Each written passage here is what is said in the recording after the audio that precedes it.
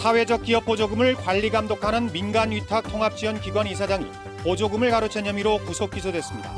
제자들과 짜고 4억 6천만 원을 횡령하거나 편취했습니다. 어린이들을 학대한 혐의로 어린이집 원장과 보육교사가 경찰에 입건됐습니다.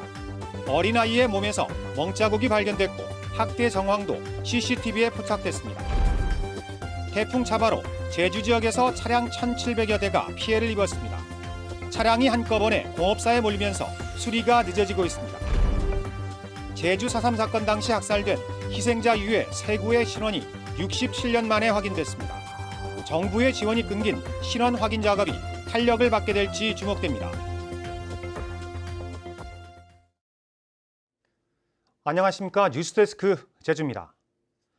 사회적 기업에 지원되는 보조금을 관리, 감독하는 곳이 바로 사회적 기업 통합지원센터인데요. 고양이한테 생선을 맡긴 걸까요? 제자와 짜고 보조금 수억 원을 횡령한 대학 교수 출신 이사장이 검찰에 적발됐습니다. 김찬현 기자입니다. 지난 2011년 설립된 사회적 기업 통합지원센터.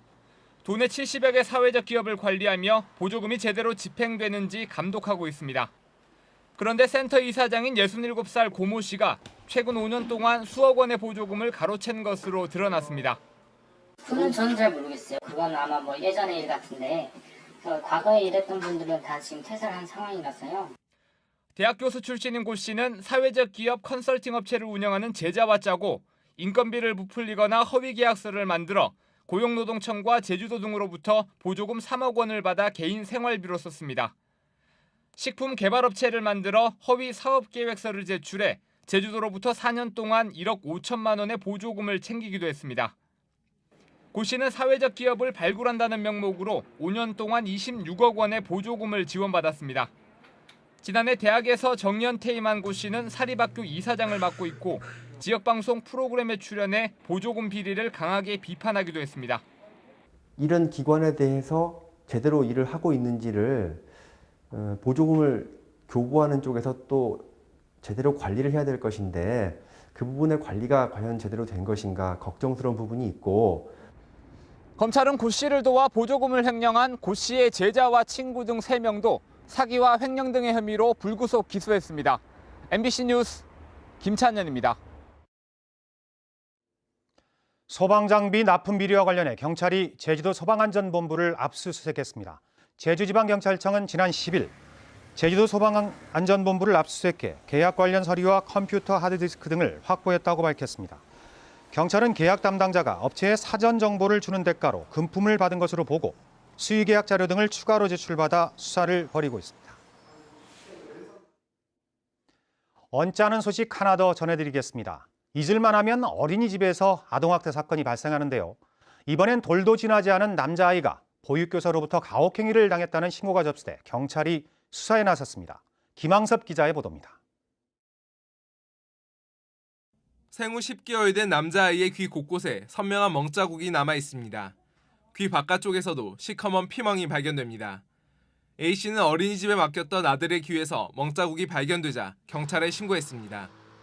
경찰이 어린이집 CCTV를 확인한 결과 보육교사가 A씨 아들을 신생아용 의자에 하루 종일 앉혀 돌아다니지 못하게 한 장면이 포착됐습니다. 밥을 먹다가 토하며 울자 CCTV가 찍히지 않는 사각지대로 데려가 손을 여러 차례 휘두르기도 했습니다. 어린이집 측은 아이를 돌보는 과정에서 생긴 상처라고 해명했습니다. 저희가 억울하다고요. 그러니까 애기를 잘 돌보는 일밖에 없어요. 기체온계로 기를 잰 거밖에 없어요. 귀가 멍이 든지도 몰랐어요. CCTV에는 16개월 된 또 다른 남자아이가 울자 보육교사가 머리를 뒤로 젖히는 장면도 찍혔습니다. 일단은 제가 그건 구두상으로만 조사해가지고 CCTV를 이제 정밀 분석해가지고 그런 사실이 없다는 식이죠. 경찰은 어린이집 원장과 교사를 아동복지법 위반 혐의로 입건하는 한편 최근 한 달 분량의 CCTV 영상을 확보해 다른 아이들의 학대 여부도 조사하고 있습니다. MBC 뉴스 김항섭입니다. 요즘 자동차 공업사에 차량 수리를 맡기면 보름은 기다려야 한다고 합니다. 태풍 차바로 피해를 입은 차량이 워낙 많기 때문인데요. 공업사마다 대기 중인 차량들로 장사진을 이루고 있습니다. 이소연 기자입니다. 자동차 공업사 마당이 차량들로 가득 찼습니다. 입구부터 뒷뜰까지 발 디딜 틈이 없을 정도로 차량들이 빼곡하게 세워져 있습니다. 태풍이 지나간 뒤 침수되거나 강풍에 파손된 차량들이 수리를 기다리고 있는 겁니다.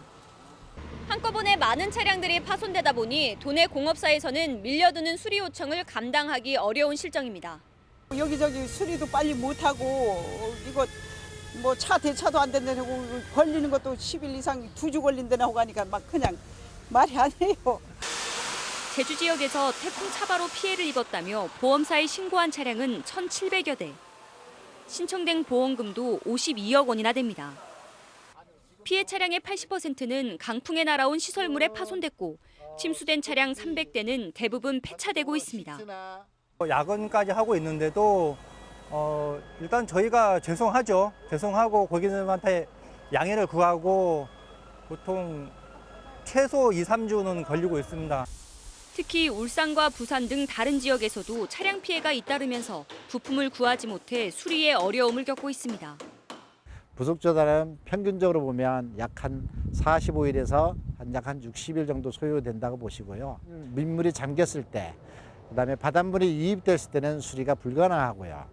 태풍 피해로 인한 차량 수리는 이달 말쯤에나 마무리될 것으로 보여 당분간 운전자들의 불편이 클 것으로 보입니다.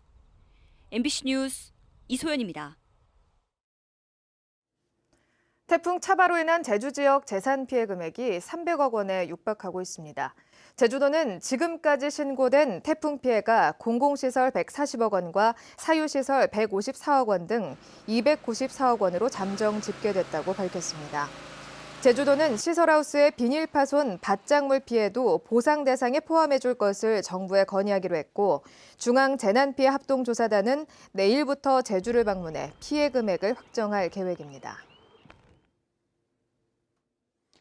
제주 4.3 사건 당시 학살된 희생자 유해 3구의 신원이 67년 만에 확인됐습니다. 하지만 정부가 7년째 국비 예산 지원을 중단하면서 유가족들의 안타까움은 커지고 있습니다. 현재훈 기자가 보도합니다. 4.3 당시 21살이던 형님이 정뜨르 비행장으로 끌려갔다는 말을 듣고 67년을 기다려온 올해 80살의 김운규 할아버지. 최근 유전자 감식을 통해 6년 전 제주공항에서 발굴된 유해 가운데 한 구가 형님의 시신이라는 통보를 받았습니다. 평생 형님의 시신이라도 찾겠다는 생각에 헌묘를 만들어 벌초를 내온 김 할아버지는 이제는 편히 눈을 감을 수 있다고 말합니다.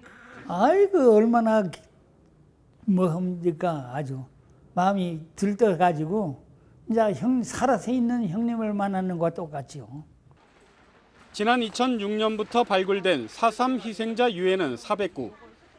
지금까지 신원이 확인된 유해는 92구뿐입니다. 나머지 유해 300여 구의 신원을 확인하는 데 필요한 유전자 검사 비용은 20억 원가량.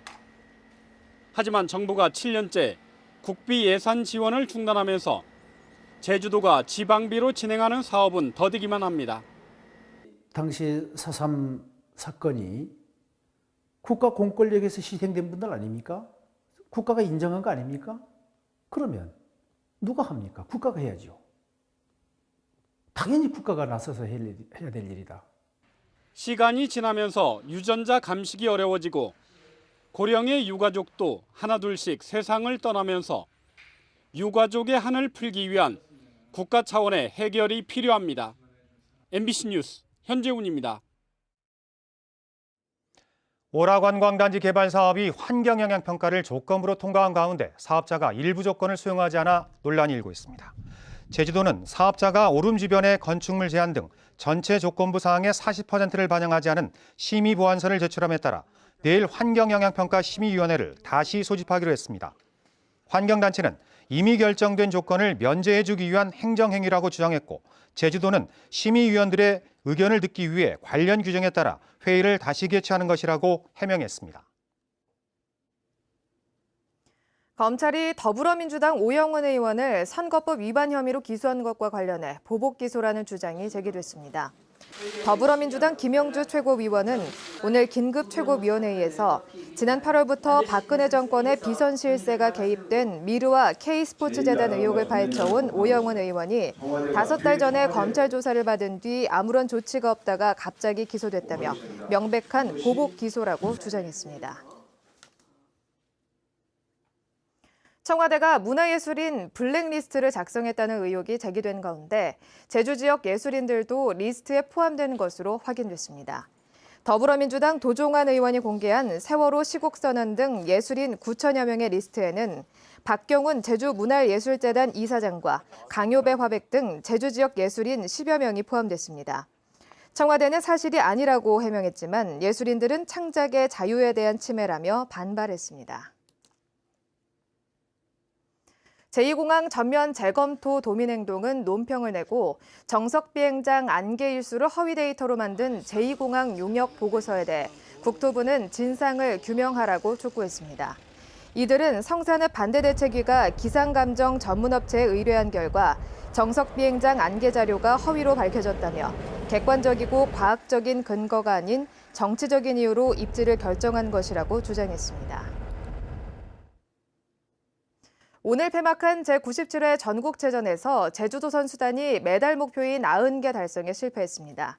제주 선수단은 오늘 수영과 레슬링, 골프에서 메달 4개를 추가로 따내 금메달 19개, 은메달 30개, 동메달 38개 등 87개의 메달을 획득했습니다. 제주 선수단은 내일 제주시 사라봉 체육관에서 해단식을 엽니다. 제주 지역 집값에서 담보대출이 차지하는 비율이 전국에서 가장 높은 것으로 나타났습니다. 더불어민주당 최운열 의원에게 금융감독원이 제출한 자료에 따르면 제주 지역 주택 담보대출 비율은 지난해 말에는 60%로 전국에서 가장 높았습니다. 뉴스데스크 제주를 마칩니다. 시청해주신 여러분 고맙습니다.